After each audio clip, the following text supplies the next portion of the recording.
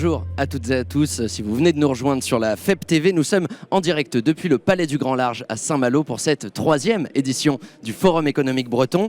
Et dans cette émission, je vous propose d'évoquer la transition agroécologique, la croissance des entreprises et la création d'emplois en Bretagne. Et oui, rien que ça, vaste sujet donc que je vais aborder, que j'ai le plaisir d'aborder même avec Karim Essemiani, président et fondateur de Gweneg. Bonjour Karim. Bonjour. Alors Karim, si je parle de toutes ces thématiques, c'est parce que ce sont des sujets que vous embrassez chez Gweneg, puisque c'est une plateforme, Gweneg, de financement participatif destinée à valoriser des projets, notamment d'entreprises, sur le territoire breton.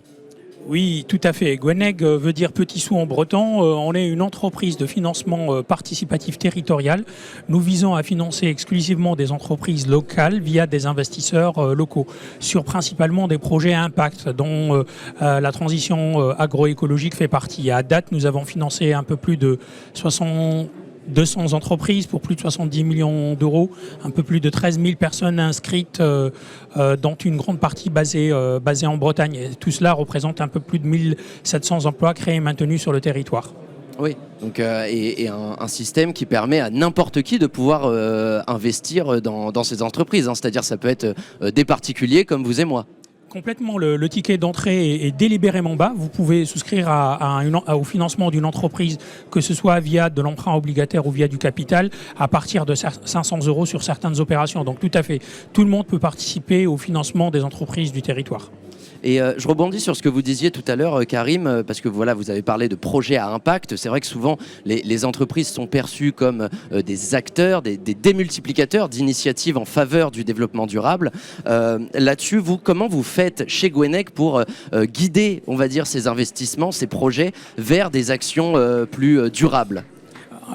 Question très intéressante. En fait, nous, on a vu un gros changement avec l'arrivée du Covid, c'est-à-dire il y a eu une prise de conscience généralisée, d'abord côté consommateurs, nos financeurs, nos souscripteurs nous ont rapidement dit, j'ai pris conscience que les enjeux sont importants de la transition, le bien manger, le bien vivre, le bien produire, et de pouvoir donner du sens à mon épargne fait partie de mon action citoyenne.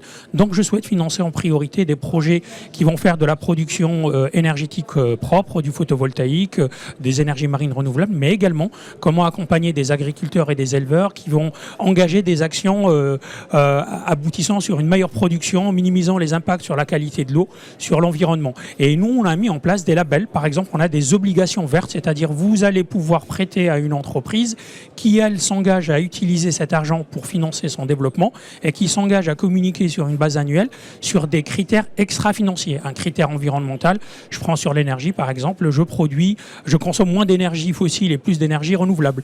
Donc ces engagements avec des nouveaux instruments financiers où il y a une lecture environnementale est un élément structurant pour les financeurs, les particuliers comme pour les entreprises. Oui, avec des rapports annuels qui sont rédigés, qui sont consultables, hein, qui sont rendus publics par les entreprises pour voilà, que, en tant que souscripteur, on puisse voir est-ce que notre argent a été utilisé comme on le souhaitait. Tout à fait. On est vraiment sur une dynamique où il y a la transparence et le socle de l'échange. L'entreprise communique cela auprès de l'ensemble des souscripteurs et c'est accessible publiquement. Oui. Et alors, parmi vos projets de financement, il y en a un qui cible un secteur phare de l'économie bretonne, c'est évidemment l'agriculture, l'agroalimentaire. Ce projet de financement, c'est Green Impulse. Est-ce que vous pouvez nous en parler un peu plus? Qu'est-ce que c'est? Comment c'est utilisé? Oui, c'est une très belle success story, c'est une très belle histoire dont on est fier d'avoir pu l'accompagner dans le financement. Pour resituer, l'entreprise Green Impulse, en fait, développe des fonds, ce qu'on appelle des outils qui permettent de lutter contre les fongicides. Donc on est sur un biocontrôle, mais sauf que c'est un biocontrôle naturel. Donc on n'a pas de produits chimiques. Aujourd'hui, ils sont en cours d'homologation sur le marché américain et sur le marché européen.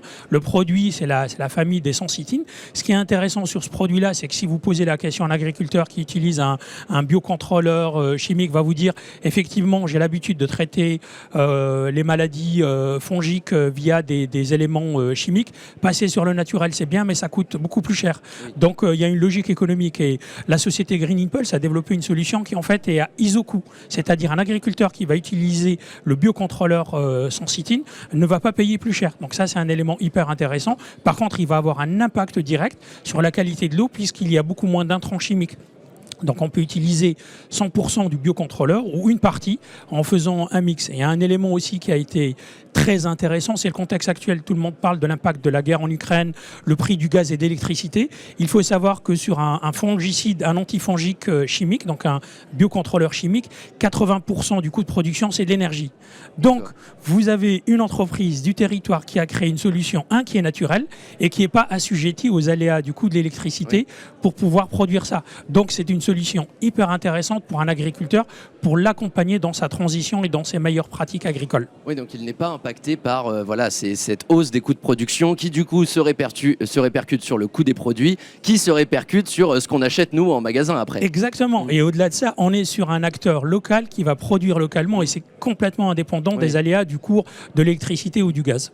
Alors même si ce n'est pas un produit naturel entre guillemets, c'est tout de même peut-être plus respectable pour les sols que beaucoup de produits phytosanitaires qu'on peut avoir aujourd'hui sur le marché et qui sont utilisés par certains agriculteurs. Malgré tout, ce n'est pas non plus, vous le disiez, il n'y a pas un coût de transformation de sa culture, comme on peut le voir avec l'agriculture biologique, qui est important. C'est-à-dire qu'on peut y aller en douceur sans pour autant impacter sa trésorerie. Complètement. En fait, chez Gweneg, on a toujours cette notion de proposition de valeur.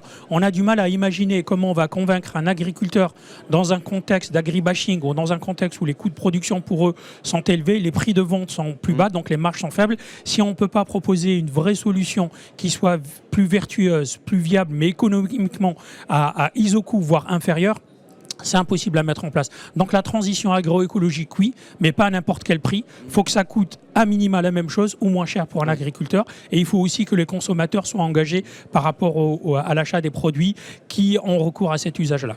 Oui, ce qui est un bénéfice pour les agriculteurs, parce qu'on en voit beaucoup qui essaient de passer à l'agriculture biologique et qui, malheureusement, le bio, beaucoup de concitoyens en demandent, malheureusement peu en achètent, parce que ça coûte plus cher. Et du coup, il y a ces injonctions, on va dire, contradictoires de la part de la société française qui peuvent intervenir. Et bon nombre d'agriculteurs, malheureusement, des fois, sont obligés de délabelliser certains produits pour les vendre alors qu'ils les ont cultivés de manière biologique. Un autre sujet avec Green Impulse, c'est que... il y a un impact, certes, au niveau économique. Est-ce qu'il y a un impact également au niveau social sur les agriculteurs ? C'est-à-dire que, est-ce que ça permet aussi d'améliorer l'image que peut avoir l'agriculture, qui malheureusement peut être parfois dépréciée auprès du grand public ?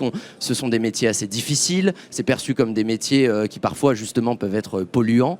Là-dessus, est-ce que avec ces produits développés par Green Impulse, on a aussi cette possibilité de se dire, ah bah tiens, l'agriculture finalement c'est pas que un métier pénible, c'est pas que un métier polluant. Et ça peut peut-être aussi susciter des vocations, pourquoi pas ? Complètement. En fait, je pense qu'il y a cette image de l'agriculteur qui travaille 7 jours sur 7 qui, malgré tout, reste une vraie réalité. Mais aujourd'hui, on voit bien que l'innovation et surtout l'innovation de rupture arrive aux portes des agriculteurs. Donc, on n'est pas seulement au niveau des grosses coopératives agricoles. On est vraiment sur des agriculteurs qui commencent à utiliser un certain nombre de solutions. On a par exemple Winat. Winat, c'est des capteurs météo qui vont pouvoir mesurer la météo, l'humectation, la prévention du gel. Et ça, aujourd'hui, en termes de pénibilité, ça fait gagner à un agriculteur 2 heures par jour. Quand il y a un phénomène de gel, l'agriculteur ou le viticulteur ne va pas passer toute la nuit à surveiller l'arrivée du gel, mais il va pouvoir s'appuyer sur des outils d'aide à la décision. Donc ces nouvelles technologies ou ces nouvelles solutions innovantes, finalement, non seulement elles vont améliorer la qualité de vie des agriculteurs, mais surtout, ça donne envie à une toute nouvelle génération d'agriculteurs de dire ça m'intéresse parce que j'ai des outils à portée de main, des outils d'aide à la décision qui me permettent de réduire la pénibilité et deuxièmement surtout d'améliorer les performances de mes cultures. Donc on est vraiment dans cette logique, oui pour un meilleur impact vertueux, mais d'abord l'économie. Donc pour nous la triptyque c'est il faut que les finances soient bonnes, je réduis mes coûts, voire je reste à ISO-coût, j'impacte positivement l'environnement et j'améliore mon cadre de travail, mon cadre de vie. Oui, de quoi pouvoir, on l'espère, créer un renouvellement générationnel chez les agriculteurs, parce que d'après des statistiques de plusieurs études, sur près de 20 000 agriculteurs en Bretagne, environ 1 sur 2 ne seront pas remplacés suite à leur départ en retraite. Et évidemment, ça pourrait impacter ce fleuron de l'économie bretonne qu'est l'agriculture et l'agroalimentaire.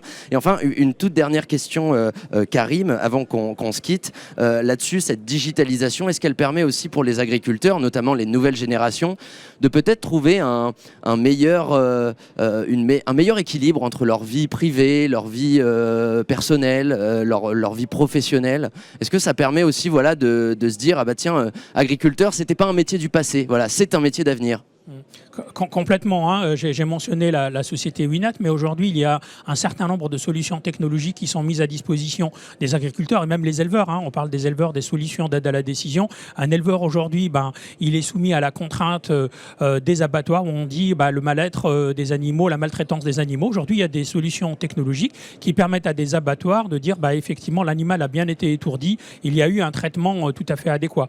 Donc tous ces solutions de rupture permettent vraiment à cette nouvelle génération d'éleveurs et d'agriculteurs d'avoir des outils qui permettent de dégager du temps pour avoir du temps pour soi, mais surtout de se transformer non plus comme un agriculteur traditionnel, mais plutôt un chef d'orchestre entouré d'outils d'aide à la décision. Finalement, il me suffit de faire de l'agriculture normale, mais m'appuyer sur des outils pour prendre des décisions beaucoup plus rapidement que d'aller sur mon champ et de me dire visuellement je le sens ou je le sens pas. Donc effectivement, on va vraiment vers une amélioration des conditions de production et clairement, on donne des éléments d'aide à la décision à une nouvelle génération qui est elle-même très digitale aujourd'hui. Oui. Si vous regardez sur les réseaux sociaux, la présence de jeunes agriculteurs est assez fabuleuse et phénoménale. Donc on les encourage et on les encense à avoir encore plus d'outils sur un plan professionnel. Ça peut même créer des nouveaux métiers parce que ces engins, il faut pouvoir les fabriquer. Des nouveaux métiers qui peuvent se créer. Donc c'est bon pour l'emploi, pour l'économie, pour l'environnement. Et évidemment, ce sont des projets qui pour la plupart sont territorialisés, je dirais, régionalisés, notamment grâce à Gweneg qui peut permettre leur financement, donc une plateforme qu'on retrouve sur Internet, c'est ça Karim? Tout à fait, www.gweneg.bzh, comme on dit en Bretagne, tout est bon dans le cochon. Bon entendeur, merci beaucoup Karim Essemiani. Je rappelle que vous êtes président et fondateur de Gweneg. Merci beaucoup.